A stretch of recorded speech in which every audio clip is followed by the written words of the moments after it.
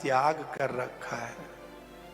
त्यक्तो दम त्यक्तम उदम उदकम ये न तत् ये न सहतम, माने जिन्होंने जल का भी त्याग कर दिया है।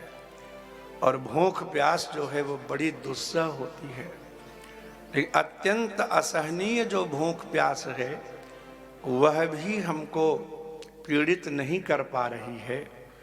बड़े बड़े शोक, बड़े बड़े दुख जो हैं वो भूख के सामने भूल जाते हैं। महारानी गांधारी भगवान कृष्ण से कहती है कि मुझे अपने 100 जन्म की याद है। कितने जन्म की? ध्यान से सुनिए। और 100 जन्म में मैंने ऐसा कोई पाप नहीं किया कि मेरे 100 पुत्र मेरे सामने मरे हुए पड़े हैं। किस पाप का दंड हमें मिला? तो भगवान मुस्कुराने लगे। उन्होंने कहा तुमको तो 100 जन्म की ही याद है ना, लेकिन जन्म तो अनंत हुए हैं। गीता के 4थे अध्याय को शुरू करते हुए भगवान श्री कृष्ण कहते हैं अर्जुन से कि ये जो योग हम तुमको समझा रहे हैं, कर्म योग, बोले ये योग मैंने सबसे पहले इक्ष्वाकु को, विवस्वान को सुनाया था। इमं विवस्वते योगम प्रोक्तवान अहम अव्ययम, इमं योगम अहम अव्ययम विवस्वते प्रोक्तवान। ये योग का उपदेश मैंने सबसे पहले सूर्य नारायण को दिया था, भगवान कहते हैं। और विवस्वान मनवे प्राह, विवस्वान सूर्य ने यही योग राजा मनु को दिया था। और मनु इक्ष्वाकवे ब्रवीत, और मनु ने यही कर्मयोग इक्ष्वाकु को सुनाया था। एवं परंपरा प्राप्तम इमं राजर्षयो विदुः, ये योग इसी तरह परंपरा से प्राप्त है जो मैं आज तुमको सुना रहा हूं। तो अर्जुन हंसने लगे, बोले झूठ बोलते बहुत लोग देखे, लेकिन आप जैसा तो गप्पी कोई सुना ही नहीं आज तक। भगवान बोले क्या झूठ बोला मैंने? बोले अपरम भवतो जन्म परम जन्म विवस्वतः कथमे तद्विजानीयाम त्वमो मादौ प्रोक्तवानिति। आप अभी कल प्रकट हुए, अब विवस्वान लाखों वर्ष पहले प्रकट हुए थे, और तुम कह रहे हो कि मैंने विवस्वान सूर्य को ये योग बताया था। तो आप सूर्य से पहले पैदा हुए थे क्या? आप तो अभी 100 वर्ष के भी नहीं है।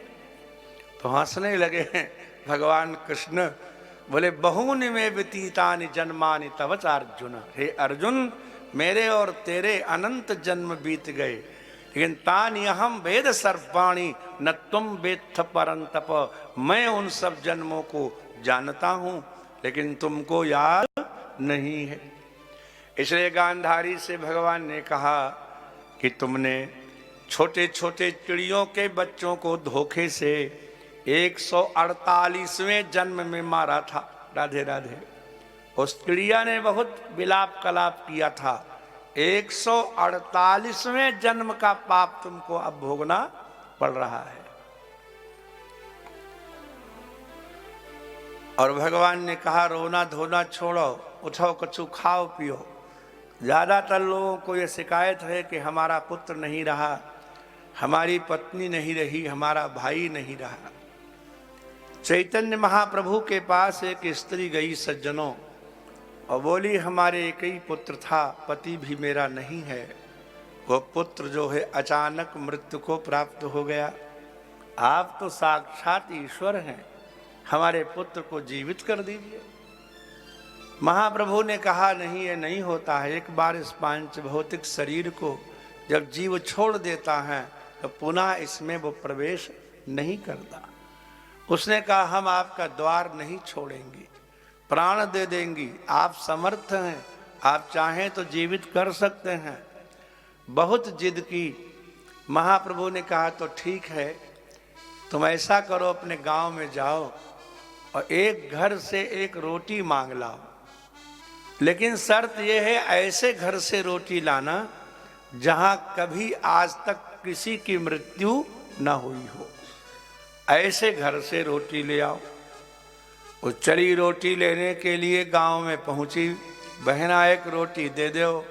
रोटी देने आई। बोले सुनो तो, तुम्हारे घर में कोई कभी मरा तो नहीं? बोले अभी 2 महीने पहले ही मेरी सास मरी थी। बोले धर लो। दूसरे घर में गई, किसी का पुत्र मर चुका है, किसी का पिता मर चुका है, किसी का भाई मर चुका है। पूरे गांव में घूम आई। सायंकाल खाली हाथ भगवान के पास पहुंची। चैतन्य महाप्रभु ने कहा रोटी नहीं लाई? बोले किसी के घर में ऐसा नहीं मिला जिसके यहाँ कोई मृत्यु न हुई हो। आपने कहा था ऐसे घर से लाना। महाप्रभु ने कहा जब सब घरों में मृत्यु हो चुकी है तो तेरे घर में भी हो गई तो कौन आश्चर्य है? ये तो संसार ही ऐसा है, तुम एक घर नहीं ढूंढ सकते। पितामह भीष्म ने मरते समय भगवान कृष्ण से कहा प्रभु आदेश तो, हम शरीर का त्याग करना चाहते हैं। पितामह से भगवान ने कहा कि हे देवव्रत, हे सत्य स्वरूप, हे धर्मात्मन, हे परम ज्ञानी, मेरी इच्छा है कि अंत समय में मैं आपको कुछ दूं। भगवान ने कहा मुझसे कुछ वरदान मांग लो। पितामह कहते हैं अगर ऐसी बात है तो हमारी चिता ऐसी जगह बनाई जाए जहां पर आज तक किसी की चिता न बनी हो, बिल्कुल पवित्र भूमि। भगवान ने कहा इस प्रश्न का उत्तर तो भूदेवी दे सकती है, और कौन देगा? आवाहन किया गया, भूदेवी प्रकट हुई। भगवती बताइए आपके ऊपर वो कौन सी जगह है जहां आज तक किसी की चिता नहीं बनी? हंसने लगी। क्यों हंस रही हो माता? बोले हंस लिए इसलिए रही हैं कि जिस जगह ये भीष्म पड़ा हुआ है सरसैया पर, इसी जगह इसकी ही 111 बार चिता बन चुकी है, दूसरों की तो छोड़ो। इसी की 111 बार नाना प्रकार के शरीर लेके ये पैदा हुआ